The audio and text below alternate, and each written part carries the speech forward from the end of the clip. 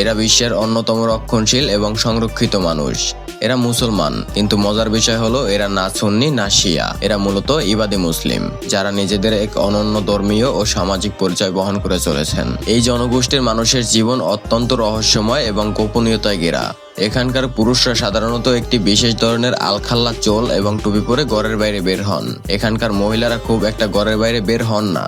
যদি বিশেষ প্রয়োজনে বের হতে হয় তবে তারা এমনভাবে পোশাক বা পর্দা পরিধান করেন যে তাদের চোখ পর্যন্ত দেখা যায় না।